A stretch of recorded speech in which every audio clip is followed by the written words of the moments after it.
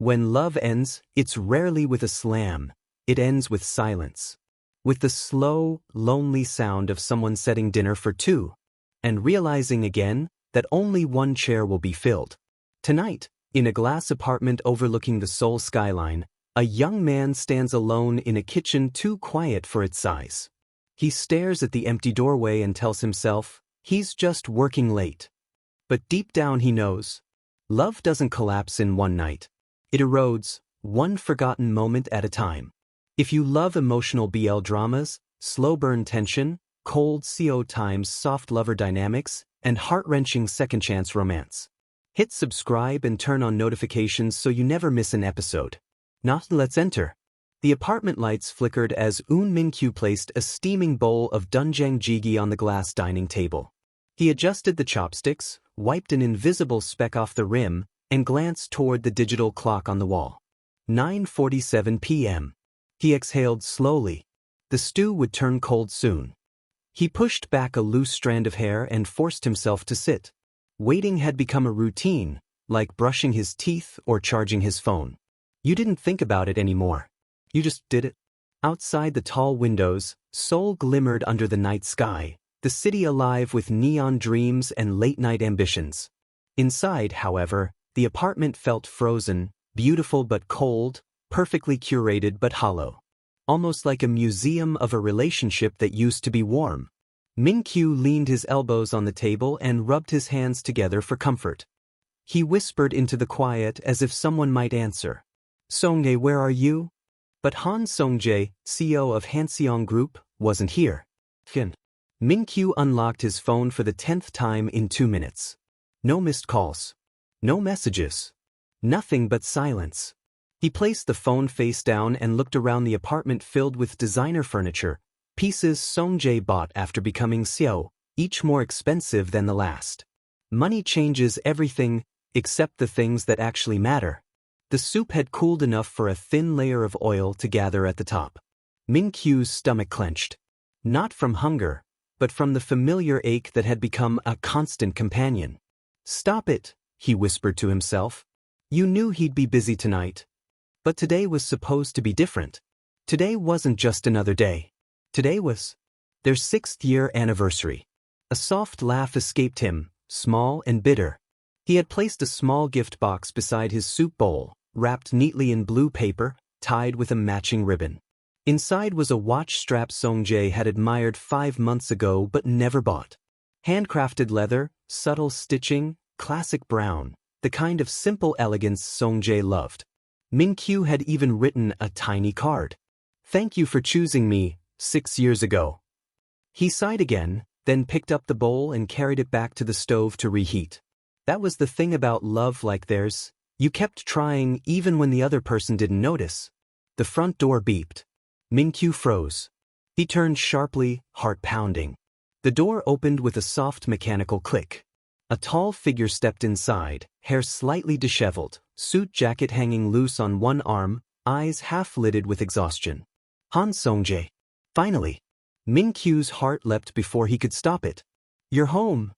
Songjae kicked off his shoes mechanically and loosened his tie without looking up. It's late. He didn't sound apologetic. He didn't even sound aware of the time. Minku swallowed. I kept dinner warm. You must be hungry. I already ate with the board. He walked past him toward the living room, his voice flat. Don't wait up next time. It'll just waste your energy. That line, don't wait up, stabbed deeper than Songjae realized. Minku stood still, hands trembling around the ladle, watching the CEO collapse onto the couch and scroll through emails even now. Even at home. Even on this night. A small smile tugged at Minku's lips, a sad, resigned smile. Right, of course. He placed the ladle down quietly, as if making noise might disturb the man who didn't notice him anyway. He walked over, clutching the little blue gift box. Song, I have something for you. Later, the CEO murmured, not looking up. It's Minku. A sigh. I just got home. Not now. Minku's fingers tightened around the box. Not now. Not now. Not now. Every day was not now. He sat on the edge of the sofa, staring at the side of Songjae's face. Sharp jaw, tired eyes, perfect suit, everything immaculate except the part Minku needed most. Do you remember what today is? Songjae blinked, still looking at his phone. Wednesday. Minku's breath hitched. He pressed the gift box to his chest. It's our anniversary. The air went still. Completely still. Songjae slowly lowered his phone. Oh. That was it. No surprise. No apology. Oh. Minku smiled again, but it cracked. 6 years. The CO rubbed his forehead. Sorry. I've had meetings nonstop. It slipped my mind. It slipped your mind? His voice trembled, tiny and fragile. Minku, don't make this emotional. You know how work is. You're right, Minku whispered. I know how work is. I just didn't know how I became less important than everything on your calendar. Songjae froze. Minku stood abruptly, unable to hold the pain inside any longer. It spilled out, messy and sharp, like a dam bursting. When did you start loving your company more than me? Stop. The CEO's tone sharpened, defensive. Don't say things you don't mean. Don't I? Minku's voice cracked loudly. Look at us, Song. Look at me. I'm right here, every day, waiting for you, hoping for you, believing in you. And you don't even see me anymore. The words echoed against the marble floors.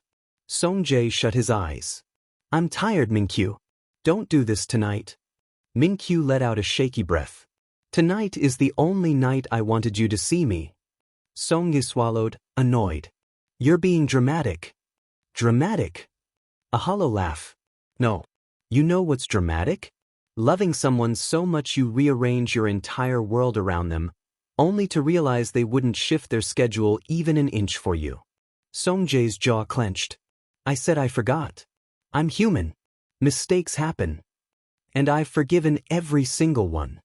Minku's voice softened. Every late night. Every missed meal. Every ignored message. I forgave all of it because I love you. His eyes glistened. But, do you still love me the same way? Silence. A deep, heavy, suffocating silence. Minku's heart dropped. He waited. 1 second. 2 seconds. 3. Songjae didn't answer. Instead, he looked away. And that, more than any argument, broke Minku. He clutched the little gift box so tightly the ribbon tore. I see. He turned toward the bedroom, shoulders shaking. I'll give you space. Minku. Songjae's voice rose sharply. You're blowing this out of proportion. No, Minku whispered, stopping at the doorway. I'm realizing something I've been too scared to accept. He turned, eyes shimmering with pain. You don't choose me anymore. The CO flinched, as if the truth hit him where it hurt. And yet, he said nothing. Not a word. Not a single plea. Minku's voice softened into a whisper. If love has an expiration date, do you think ours already passed? Still, silence. Minku let out a small breath that sounded like surrender. Okay. He stepped into the bedroom, leaving the living room cold and hollow. Songjae sat frozen on the couch, staring at the half-open door.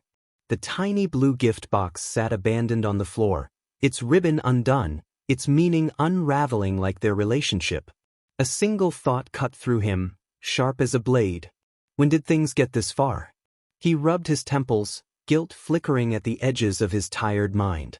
He wanted to get up, to follow Minku, to apologize, to fix it.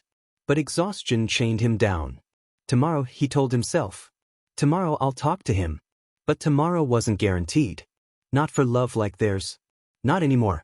As midnight settled over the apartment, Minku quietly packed a small bag inside the bedroom, wiping tears with the back of his hand. Outside, Songjae sat in the dark, staring at the forgotten anniversary gift lying on the cold floor, unable to pick it up. Two hearts beat under the same roof. But tonight, they felt continents apart. And tomorrow would be the day everything changed. The apartment was silent, too silent, like even the walls were holding their breath. In the bedroom, Minku stood before the open wardrobe, staring blankly at the clothes he had folded and refolded without realizing. His hands moved mechanically, stuffing shirts into a small black duffel bag. No purpose, no destination, just movement to quiet the ache in his chest. His breath trembled. Why am I packing? He didn't know. Maybe he wanted space. Maybe he needed air. Or maybe he needed to see if leaving hurt less than staying. Behind him, the half-open door creaked softly. Han Song-jae stood there, framed by the hallway's dim lights.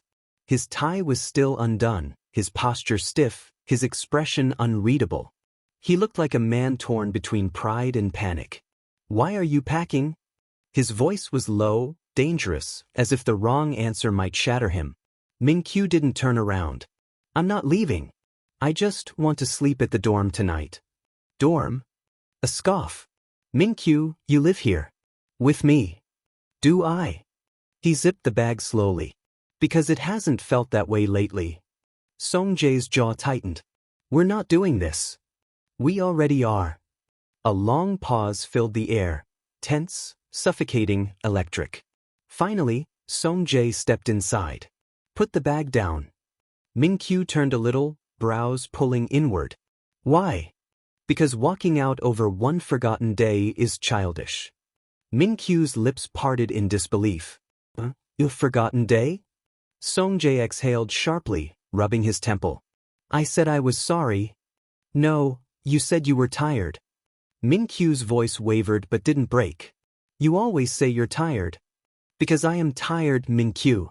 I'm the CEO of a major corporation. And I'm not asking you to quit your job. Minku's voice rose, brittle and desperate. I just wanted you to remember us tonight. Song-jae stepped closer, lowering his voice. So what? You want to fight? You want me to beg? You want a dramatic apology? What exactly do you expect from me? I expect you to still love me. Silence. A sharp, slashing kind of silence.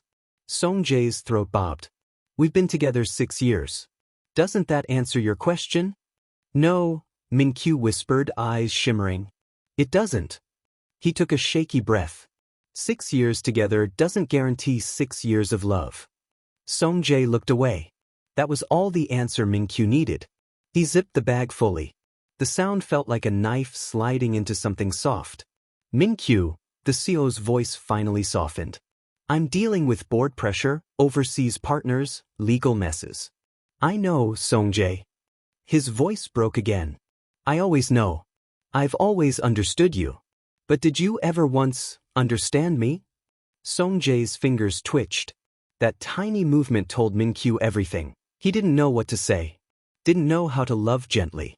Didn't know how to love without hurting. Minku turned toward the door. Don't walk away. The CEO's voice cracked for the first time. Minku froze. Song-jae rarely sounded afraid. He sounded afraid now. Slowly, Minku turned his head over his shoulder. Then tell me one thing, he whispered. Just one. Song-jae swallowed. What? Minku held his breath. Ask if I'm okay. That's why I cried. Ask what hurt me. Ask me to stay for real. Just one. Just one sign that he still mattered.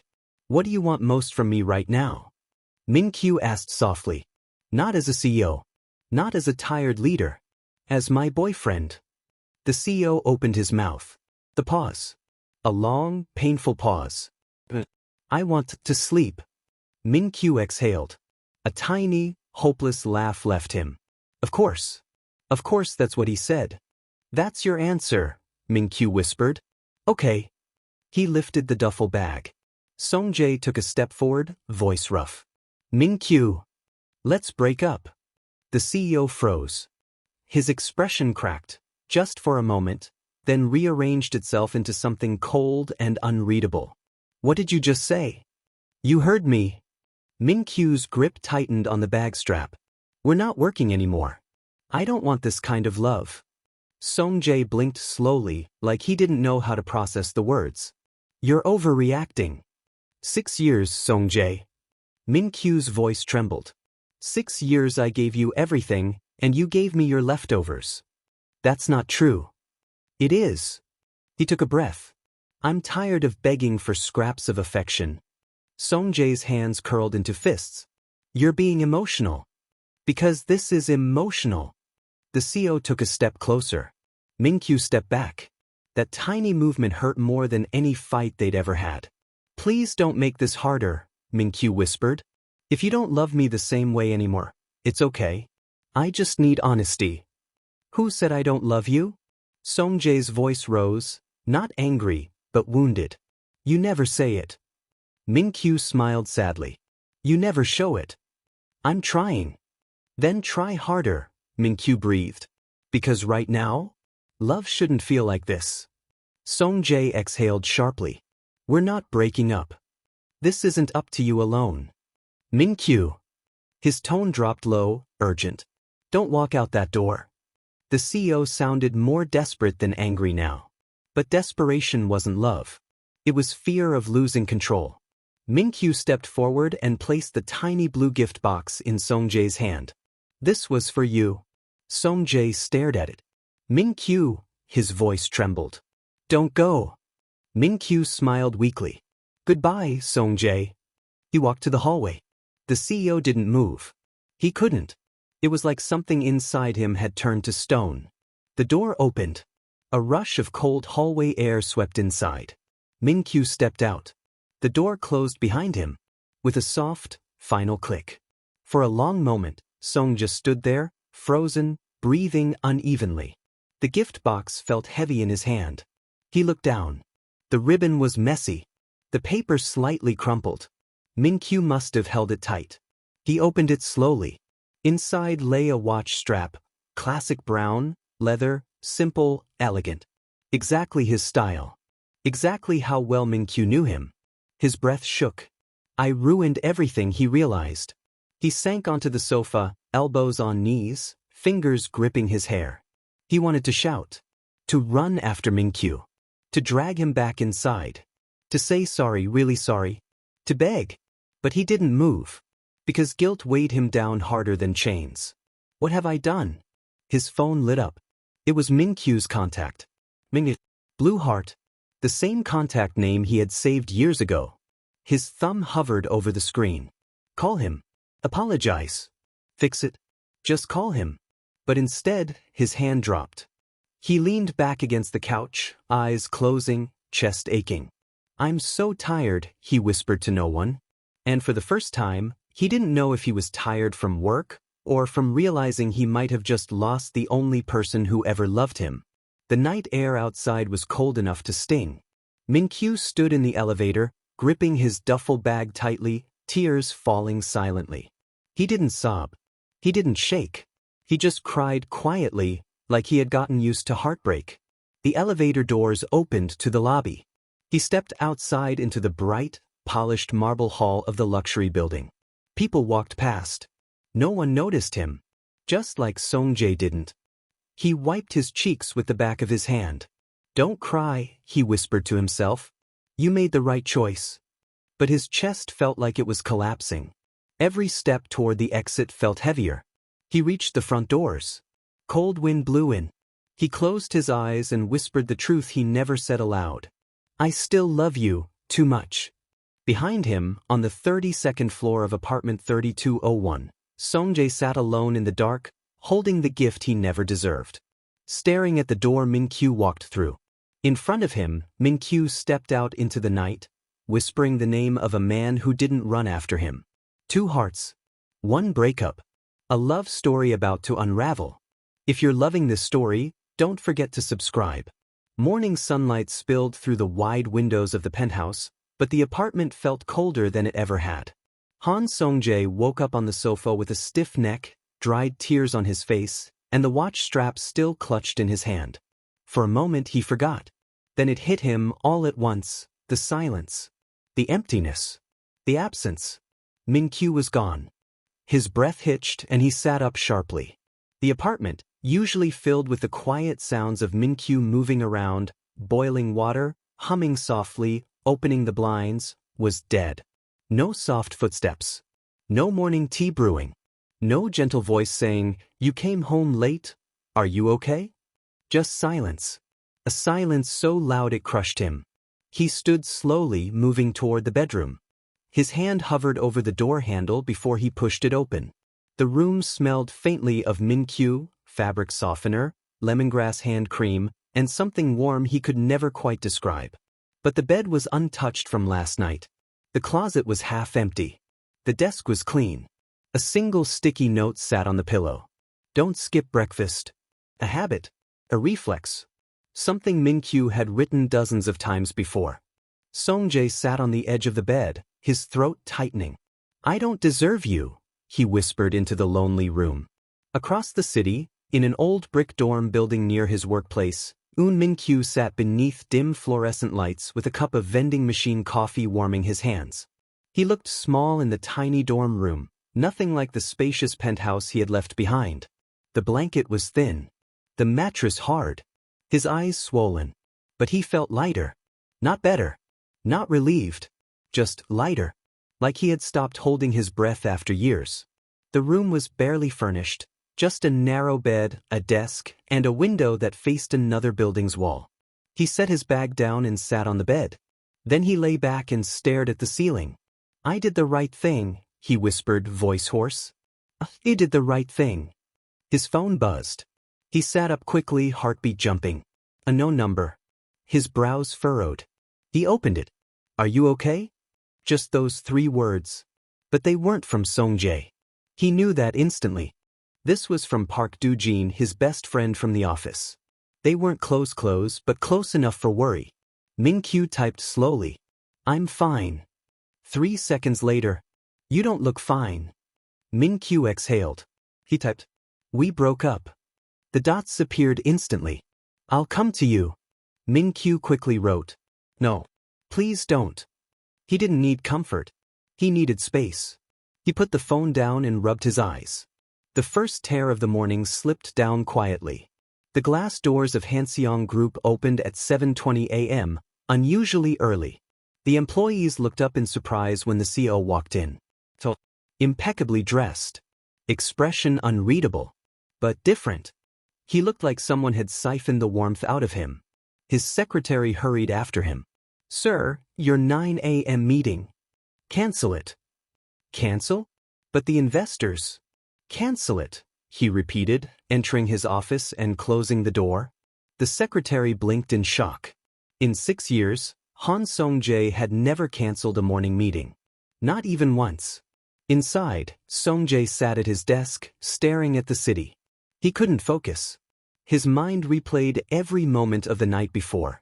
You don't choose me anymore. What do you want most? To sleep. Let's break up. He had been harsh. Dismissive. Cold. But he hadn't meant to be. He was exhausted. Overwhelmed. Distracted. But not unloving. He reached for his phone. No messages. No missed calls. Nothing from the man who had left him last night. He typed Minku's name into the search bar. His finger hovered over call. Then he froze. What if Minku didn't answer? What if calling made things worse? He locked the phone and set it down. He exhaled shakily.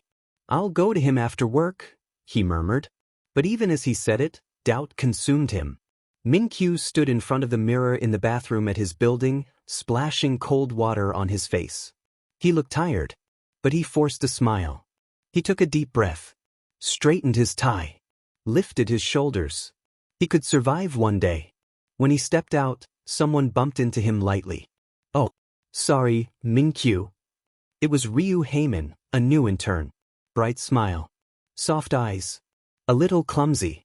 A little too observant. Heyman looked at him, surprised. You look tired today. Minku smiled politely. Just didn't sleep well. Heyman opened his mouth as if to say more, but stopped. He wasn't close enough to pry. Then get some rest later, Heyman said gently. You don't look like yourself. Minku laughed weakly. I'll try. He walked away. Heyman watched him carefully, frowning. Something was wrong. Very wrong. At 11:50 a.m., Songjae stood from his desk abruptly. His heart was pounding. He couldn't concentrate. The guilt was suffocating. He grabbed his coat. His secretary called after him. Sir, your lunch meeting. Move it. Move it to when? I don't care. He walked out of the office. His secretary blinked. Sir, where are you going? The elevator doors closed before she finished. Inside, Song-jae exhaled. His reflection stared back at him, tired eyes, sharp jaw, expensive suit. He didn't look like a CEO. He looked like a man whose heart was falling apart. He had to see Minku. Right now. Song-jae arrived at the company cafeteria of Minku's workplace, scanning the room discreetly. People bowed as he passed, shocked to see Han Seong-seo here. But he didn't care. He wasn't here as a CEO. He was here as someone who had hurt the person he loved. He asked quietly at the reception desk, "Where is the accounting department located?" The receptionist blinked. "Oh, level 4. Thank you." On the elevator ride up, he gripped the gift box in his pocket. Just seeing Minku. Just talking. Just apologizing. That was all he needed. The elevator chimed. He stepped out onto level 4. Employees whispered instantly. That's the CEO of Hanseong Group. What is he doing here? Is he recruiting someone? But Song-jae didn't care. He walked straight to the workspace area. Then he saw him. Minku sat at his desk, typing quietly. His eyes were slightly swollen. His shoulders slumped. His lips pale. But he worked. He always worked hard. No matter how much he hurt. Song-jae's chest tightened. He took one step forward. Song-jae? A voice interrupted. Minku looked up. Their eyes met. The world stilled. For a split second, both of them forgot to breathe. Minku's expression shifted from shock, to pain, to politeness. The most painful look of all. He stood slowly. Why are you here? Song-jae swallowed. We need to talk. Minku glanced around. Co-workers stared. Whispers spread like wildfire. He forced a stiff smile. We're at work. You shouldn't be here. I don't care. I do. Minku stepped back. Song-jae's hands clenched. Please, he whispered, voice barely audible. Come with me for a moment. I can't. Minku shook his head slowly. I'm working. Then I'll wait. Why? Minku asked softly. His eyes glistened. You didn't wait for me yesterday. The words hit like a bullet. Pain flashed across Song-jae's face. Before he could answer, another voice cut through the tension. Minku. They turned. It was Heyman, holding a cup of hot tea. Concern filled his eyes. You forgot to drink this. He held it out gently. To anyone watching, it was an innocent gesture. To Song, it felt like a knife. The CEO stiffened, his jaw clenching. Minku looked between Heyman and Song-jae, breath shaking. This is not what it looks like, he said quickly. But Song-jae wasn't listening. His eyes were locked on the way Heyman placed the tea on Minku's desk, almost protectively. Minku noticed. He sighed. Song-jae. The CEO spoke first. His voice was cold. Fractured. Do you like him? The entire office froze. Heyman blinked rapidly. No, I just... Minku closed his eyes in pain. Songi, don't do this. Answer me. It's not about anyone else, Minku whispered. It's about us. The CEO swallowed, throat tight. He stepped closer, voice trembling. I came because I miss you. Minku's breath hitched. But that doesn't change anything right now, he whispered. It still hurts. Then let me fix it. You can't fix 6 years overnight. Their eyes met. Broken. Longing. Heyman stood frozen beside them, unsure whether to stay or walk away. Suddenly, a manager rushed between them. Minku. We need you in the conference room now. The department head is furious. Minku stepped back instantly. Duty called. He bowed politely to Song-jae. We'll talk another time. Then he turned and walked away, leaving Song-jae standing in the middle of the office, surrounded by whispers, clutching the gift box he never gave, watching the man he loved walk out of reach again. And this time, he wasn't sure if he'd get another chance. The elevator doors closed on Minku, leaving Han Song-jae standing alone in the bustling office hallway, surrounded by whispers. It felt like something inside him had cracked open. He came here to apologize. Came here to beg. Came here to fix everything.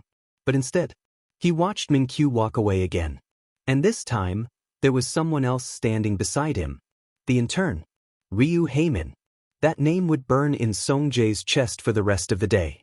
He stood there for a long moment, fists clenched at his sides, breathing unevenly. His expensive suit felt too tight. His heartbeat too loud. His mind too chaotic. Anger? Jealousy? He didn't know. He only knew it hurt. Sir? A timid voice approached. Heyman. The intern bowed deeply, hands trembling slightly. I'm sorry for interrupting earlier. I really didn't. Why were you giving him tea? Song-jae's voice was sharp, heavy. Heyman blinked. Huh? Why were you giving Minku tea? Oh, Heyman scratched the back of his neck. He didn't look well this morning. So I bought him some. That's all. Song-jae's jaw tightened. Then Heyman tilted his head. A question formed in his eyes. You're his boyfriend, right? The CEO froze. No one had asked him something like that directly in years. Everyone assumed. Everyone tiptoed around it. But this in turn asked with the innocence of someone who saw everything clearly. Yes, Song-jae forced out. But I was. Heyman nodded slowly. So you really did break up. Hearing someone else say the words made them feel real. Too real. Song-jae swallowed the lump in his throat. It was my fault. Heyman hesitated. Then softly but bravely. Yeah, he cried. The CEO's world stopped. What? His voice cracked. Heyman immediately flustered. And not like loudly. Just, he looked like he'd been crying. When I saw him at work today. His eyes were swollen, and he kept rubbing his sleeves. He looked like he barely slept. Song-jae's heart twisted painfully. He looked down. His hands were shaking. He cried, he murmured, voice hollow. Because of me. Heyman's expression softened. It wasn't pity, just honest empathy. I don't know what happened between you two, the intern said quietly, but Minku seems like someone who gives a lot. Maybe too much. Song-jae flinched. And I think, Heyman paused, eyes gentle but unyielding. He never asks for anything in return. He just hopes the person he loves will understand him without needing to be told. The CEO clenched his hands at his sides. He hated how true that was. He hated how someone who barely knew Minku could see what he had ignored for years. He's hurting a lot, Heyman finished. Even I can see that. Silence. But I know. Song-jae's voice was soft. Painfully soft. I know he is. He stepped past the intern, jaw set. Thank you for telling me. Heyman blinked. Ah, yes, sir. And with that, the CEO walked away. But something inside him had shifted. Something sharp. Something real. Something he could no longer ignore. Minku sat in the conference room across from his department head, struggling to follow the meeting. His mind kept drifting. To the penthouse. To last night. To the cracks in Song-jae's eyes when they met earlier. To how tightly the CEO had been gripping the little gift box. His chest ached. He forced himself back to work, scribbling notes, nodding mechanically. But every time he blinked, he saw Song-jae's face again. Come with me. Please. I miss you. His heart knocked against his ribs painfully. He couldn't fall apart now. He had made a decision. He had to see it through. When the meeting ended, he stepped into the hallway only to find Heyman waiting. The intern lifted a small can of warm coffee. Here. Minku blinked. Why? You looked like you needed it, Heyman said with a small shrug. And earlier was awkward. I just wanted to make sure you're okay. Minku stared at him, surprised by the sincerity. You're kind, he murmured. Heyman smiled brightly. Only to people who deserve it. He laughed softly. But his smile faded when he noticed something on Minku's wrist. A faint, empty indentation. Where a watch used to be. You took it off, Heyman observed quietly. Minku's eyes lowered. His voice was barely a whisper. It hurt to wear it today. Heyman's chest tightened. You really loved him, didn't you? Still love him. Still aching. Still breaking. But Minku only nodded. Heyman offered a gentle smile. You'll be okay. Minku tried to return it, but the smile didn't reach his eyes. Back at Hanseong Group, Song-jae sat in his office, unable to focus on a single document. He stared at the tiny gift box on his desk. His messages app. Still unopened conversation. Still no new text. Time passed slowly. Painfully. His secretary poked her head in. "Sir, you haven't touched your lunch. Leave it. Another meeting is starting. Cancel it." "But sir." "Cancel. Everything." The secretary froze. This wasn't the polished, unshakable Zhou she knew. This was a man unraveling quietly. She nodded. "Yes, sir." When she left, the silence returned. Accusing. Lonely. Eventually, Song-jae stood abruptly. He grabbed his coat again. He couldn't sit still. Not while Minku was hurting. Not while someone else was offering him comfort. He wasn't going to lose him. Not without fighting. At 5:12 p.m., workers began filing out of the office building. Ryu Heyman exited first, waving goodbye to coworkers. Then he spotted him. A tall silhouette leaning against a sleek black car. Cold expression. Sharp suit. Windswept hair. Eyes burning with determination. Han Song-jae. Heyman's steps faltered. Sir." "Where is he?" Song-jae asked quietly. Heyman swallowed hard. "He'll come down soon." The CEO nodded slowly. "Good." An awkward silence fell. Heyman hesitated, then said gently, "He really loved you, you know." Song-jae's jaw clenched. "I know. But he stopped believing you loved him back." That sentence pierced straight through him. The CEO's voice came out rough, raw, almost pleading. "Tell me what I'm supposed to do." Heyman blinked, shocked by the vulnerability. Then he spoke softly. "Stop waiting for the right moment." He looked straight into Song-jae's eyes. "There's no right moment. Only the moment you choose." Song-jae inhaled shakily. Heyman stepped back, sensing someone approaching. Footsteps echoed from the building's entrance. Song-jae turned. Minku exited the building, shoulders slumped, coat wrapped tightly around him, looking exhausted and delicate. He froze when he saw Song-jae. Their eyes locked. Time stopped.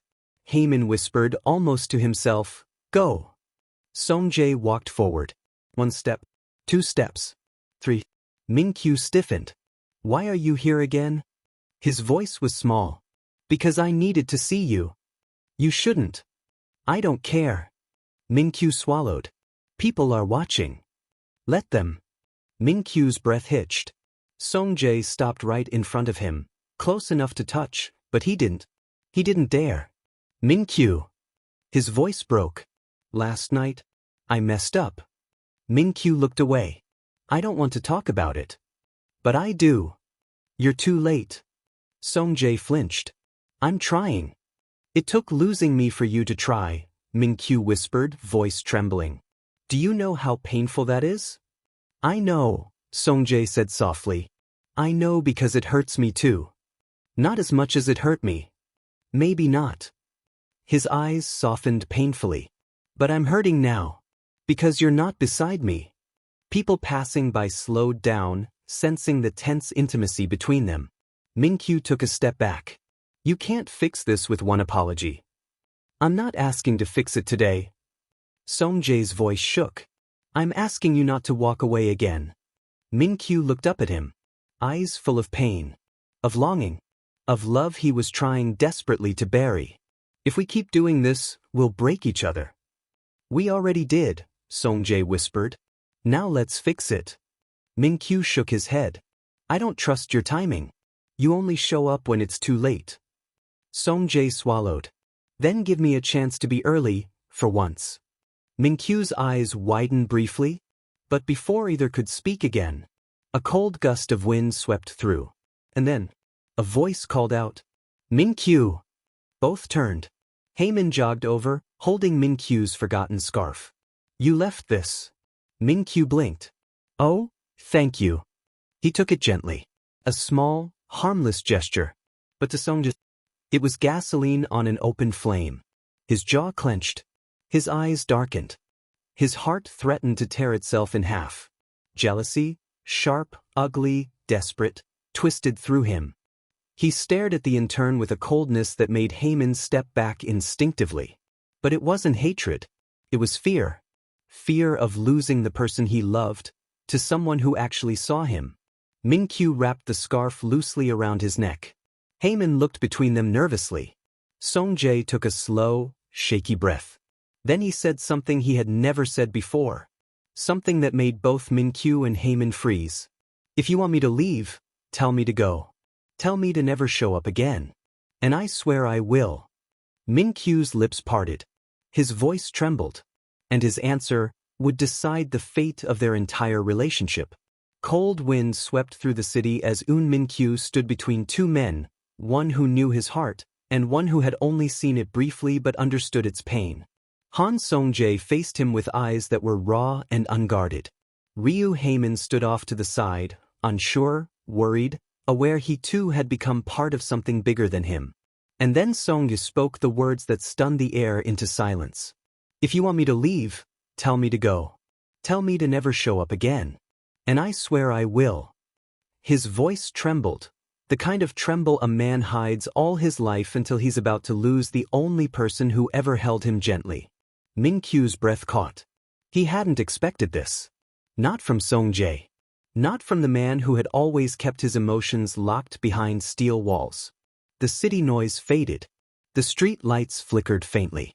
Minku's world narrowed to the man standing in front of him. "Why are you doing this?" he whispered.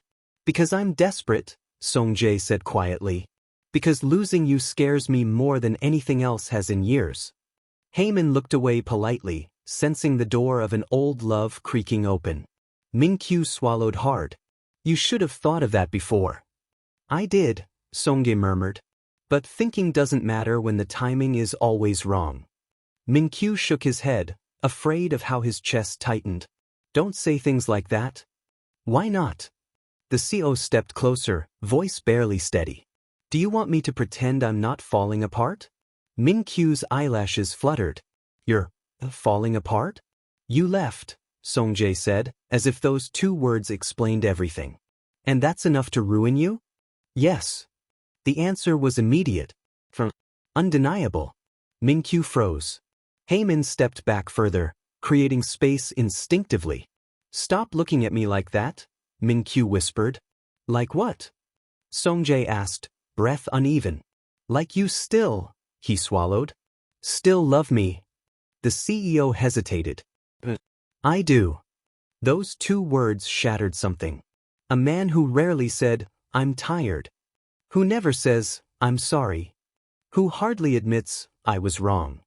Just confessed, "I love you," in the middle of a public street. Minku's heart trembled violently. "Song, don't. What am I supposed to do?" The CEO's voice broke slightly. "What do you want from me, Minku? You keep saying I don't choose you, but I'm right here." The wind howled between them. Heyman exhaled slowly, stepping even further back. He was an observer now, a witness to a love too heavy for him to touch. Minku's fingers curled tightly around his scarf. "You can't keep showing up only when you're scared of losing me." "I'm showing up now because I finally understand," Song-jae insisted. "Understand what?" Minku asked bitterly. The CO looked straight into his eyes. The vulnerability there was sharper than anything Minku had ever seen on him. "That you weren't asking for more time," Song-jae whispered. "You were asking for me." Minku froze. The words hit so accurately, too accurately. "Don't say things that make it harder," Minku whispered. "I'm not trying to make it harder." "But you are." He stepped back, breathing shakily. "You're making it impossible for me to let go, even though I have to." Song-jae flinched. "Let go? Why?" "Because you forgot about me," Minku whispered. "For months, maybe years. Because I loved you more than you loved me. Because I broke myself trying to pretend I wasn't hurting." He looked up, eyes shimmering. "And because I can't keep waiting for you to notice I'm losing pieces of myself." Silence. Painful. Shattering. Song-jae stepped forward, voice low. "You shouldn't have had to wait. That was my fault." Minku squeezed his eyes shut. "Stop apologizing like it fixes everything." "It doesn't," the CEO admitted. I know that. But I need you to understand that I'm not here because of guilt. He reached into his coat pocket. Minku's breath stopped. The little blue gift box. The ribbon was frayed now, from being gripped too tightly. The edges worn, from being held through sleepless hours. I carried it the whole day, Songjae whispered. Because it was the last thing you gave me. Minku's eyes widened. His lips parted. He didn't expect that. I didn't open it at first, Songjae continued. I was scared. Of what? That it would make me realize how much I've taken you for granted. His voice cracked again. And it did. He held the box out slightly. I know it's not the right time. I know you're hurting. I know I caused it. His voice trembled. But I still want to hold on to what you gave me. Minku exhaled shakily, tears burning at the corners of his eyes. Why are you doing this now? Why not yesterday? Why not last week? Why not when I was crying alone in our bedroom? Because I didn't see it, Songjae said quietly. I didn't know you were hurting that deeply. You never asked. I know. You never looked. I know. You never held me when I needed it. I know. The CEO's voice cracked loudly. Both Minku and Heyman froze at the rawness. Songjae's chest heaved. He looked exhausted. Hollow. Desperate. But I want to now, he whispered. I want to see you. I want to know you. I want to fix everything I damaged. Minku wiped his cheek. It's not that simple. I'm not asking for simple, Songjae whispered. I'm asking for a chance. He stepped even closer. Close enough that Minku could feel his warmth again. It hurt. Because it felt like home. I'm not asking you to come back, he said softly. I'm asking you to let me try. Just try. Minku's lips trembled. I don't trust you. You don't have to, Songjae whispered. Just watch me. Minku stared at him for a long moment, searching his eyes, searching his expression, searching for the truth buried beneath all the apologies and late realizations. And he found it. Regret. Longing. Too much longing. I need time, Minku whispered. Take it. You need consistency. I'll give it. You need to stop disappearing from my life and showing up only when I'm already broken. Songjae swallowed. I won't disappear again. You've said that before. I'll prove it. How? Songjae inhaled deeply. I'll wait. Minku froze. I'll wait, Songjae repeated softly. However long it takes. 5 weeks. Months. I'll wait for you to look at me again without pain. His voice softened even further. And I won't date anyone. I won't go out with anyone. I won't give my heart to anyone else. He looked at the gift box. Because it's still yours. Minku's eyes finally overflowed. A tear rolled down his cheek. Songjae reached forward instinctively, then stopped. He didn't touch him. He just let the moment breathe. I miss you, the seal whispered. More than you think. The words shattered something inside Minku. He took a step toward him, then paused. I don't know if I can come back, Minku whispered. You don't have to. Songjae's voice was steady now. Just don't tell me to leave. Minku hesitated. Then he looked up, trembling. I'm not ready to let you go. Those words were small, quiet, but they were enough. Enough to make Songjae's eyes shine. Enough to make the tension snap. Enough to break open the space between them. He exhaled slowly. Okay, Songjae whispered. Then I won't go. They stood there for a moment, two hearts barely held together by threads of leftover love and brand new hope. And then, a voice cut through the air. Minku, your bus is here. It was a coworker from the doorway, waving energetically. Minku jumped slightly. Songjae's eyes darkened with panic. Wait. But Minku stepped back, wiping his face. I have to go, he whispered. Can I see you tomorrow? Minku paused. Heyman watched silently, containing his breath. The whole world waited. Finally Minku whispered. Maybe. It wasn't a yes. It wasn't a no. It was a fragile thread of hope. Minku turned and walked toward the bus stop. Songjae took one step to follow, but stopped himself. He had promised. He would wait. He stood there watching Minku board the bus, watching him sit near the window, watching him look down instead of looking back. When the bus pulled away, the night swallowed the space between them. Song-jae closed his eyes. A single tear fell, the first he had shed in years. Haemin approached quietly, voice soft. "You did the right thing, sir." The CEO didn't answer. He only stared at the fading taillights of the bus and whispered to himself, "I'll wait, Minku, for as long as it takes." When they arrived, co-workers gasped quietly. Haemin stood near the entrance holding documents when he saw them approach. Minku flinched slightly, unsure how this would look, but Song-jae handled it with surprising grace. He bowed politely to the intern. "Thank you for taking care of him yesterday." Haemin blinked. "Oh, I didn't do much." "You did enough." The sincerity in the CEO's tone stunned everyone. Haemin swallowed. "You're welcome, sir." Then Song-jae looked at Minku. The gentleness in his voice returned. "I'll pick you up after work, only if you want me to." Minku's breath hitched. He looked down. "I'll let you know." "That's enough." The CEO smiled warmly. He turned and left, not pushing, not demanding, not controlling. Just waiting. Leaving behind a silent room full of stunned co-workers and one intern who suddenly realized. They weren't over. Not even close. All day, Minku found himself smiling unexpectedly. When he typed. When he reviewed documents. When he walked between departments. When he drank his tea. Every small kindness from the morning replayed in his head. "Let me walk you. I don't want your morning to start with loneliness. I remember your order." He told himself not to fall for it. But his heart was already betraying him. Haemin approached timidly during lunch. "You're smiling today." Minku nearly choked. I am. A little."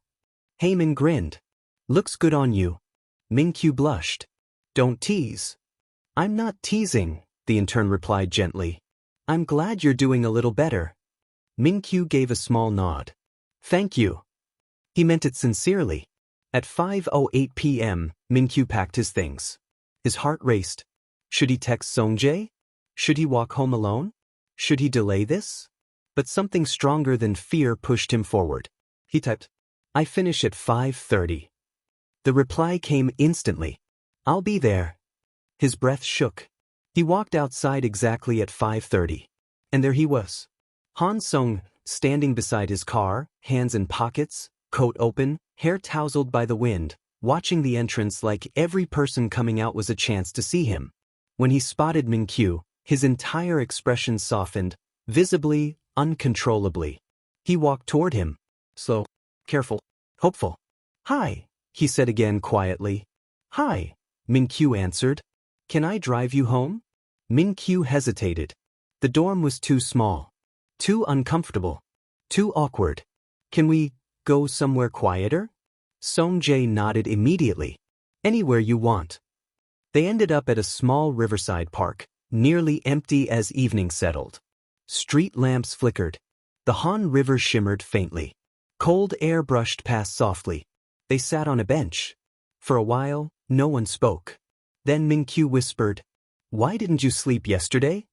"Because I was afraid you'd disappear." "Disappear?" "Yes." The CEO's voice trembled. "I thought you'd wake up today and decide you didn't want me in your life at all." Minku looked down. "That's not what I want." "Then what do you want?" The CEO asked softly. Minku hesitated. "I want," his voice broke, "for you to hold me again. But I'm scared." Song-jae's lips parted. "I can hold you," he whispered gently. "But only when you tell me to. Not before. Not until you're ready." Minku's eyes filled with tears. He wiped one away, embarrassed. Song-jae reached into his coat pocket. "Here." He placed something on the bench between them. The watch strap. Polished. The leather soft. Handled with care. "It's not a gift," Song-jae said quietly. "It's a reminder of how much of your heart I forgot to cherish." Minku picked it up slowly. His fingers trembled. "I didn't think you'd keep it. I didn't let go of it once." Minku felt his breath shake. He looked up. The night sky blurred with softness. Song-jae's face glowed under the lamplight. His voice trembled. Can we try again, slowly? Song-jae leaned closer. Not touching. Just near enough for his warmth to reach. As slowly as you want, he whispered. I'll match you. Minku lowered his eyes. Then, in the smallest, most fragile voice. Hold me. Song-jae froze. His breath hitched. He swallowed hard. Are you sure? Minku nodded. The CO moved closer, gently wrapping his arms around him. Not tight, not possessive. Just safe. So, careful. And when Minku's forehead touched his shoulder, the CO exhaled shakily, like he'd been holding his breath for years.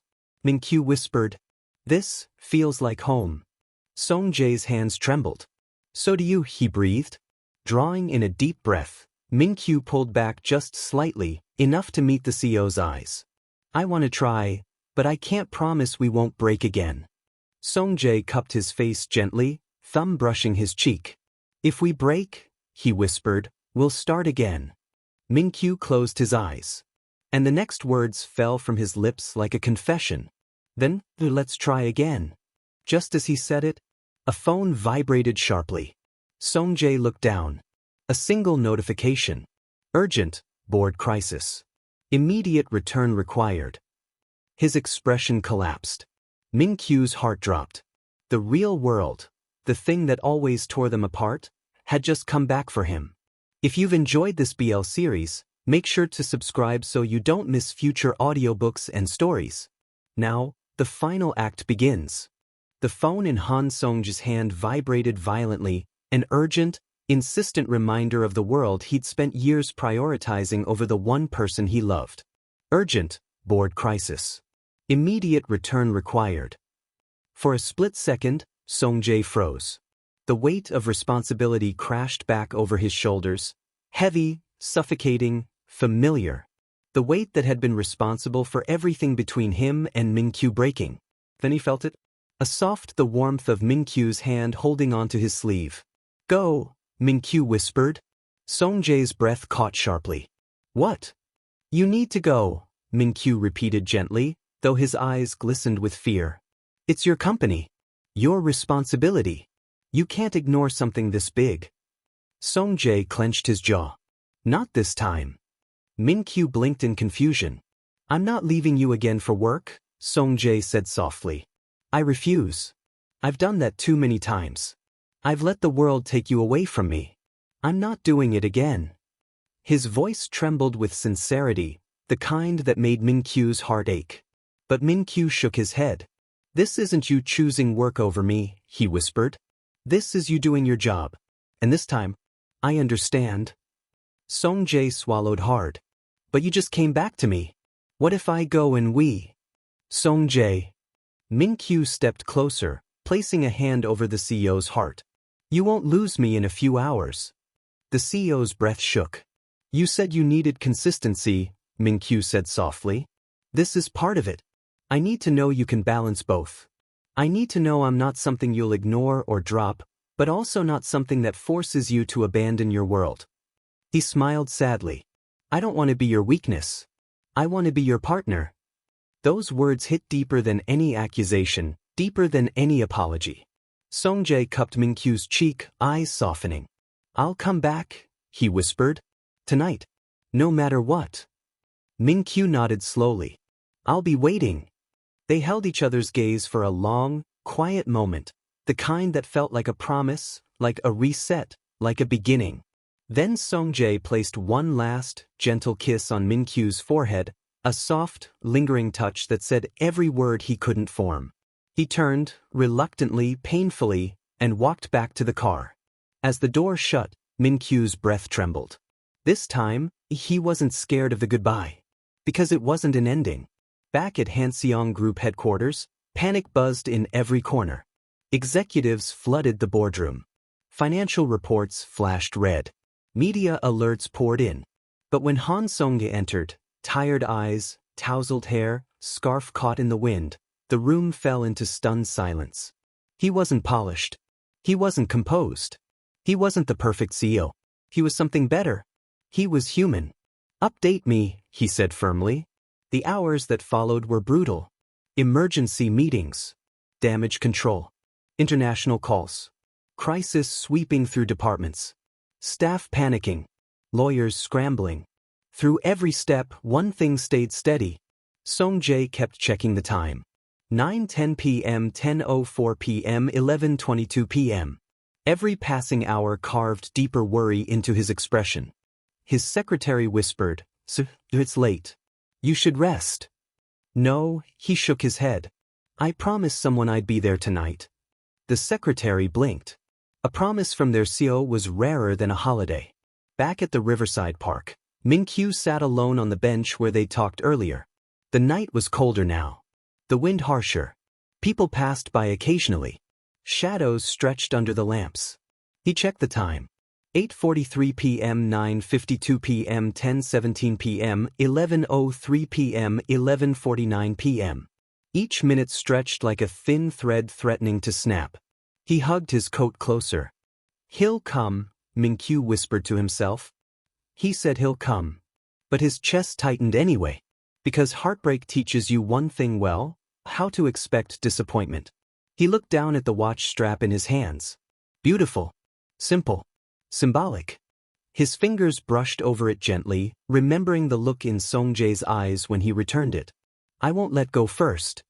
A tear slid down Minku's cheek. He wasn't crying from pain anymore. He was crying from fear of hope. The clock on his phone hit 12:01 a.m.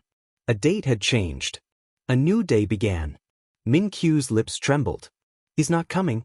He inhaled shakily. He stood from the bench. He wiped his eyes, ready to walk away. Just as he took a step, headlights swept across the park.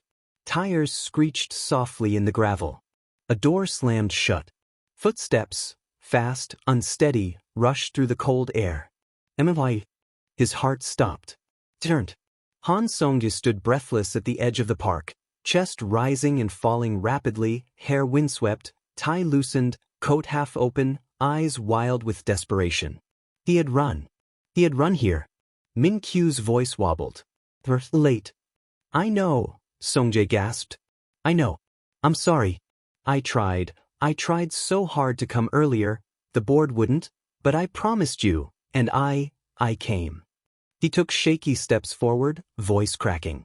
"I came. I'm always coming back to you." Minku's breath hitched. He didn't move.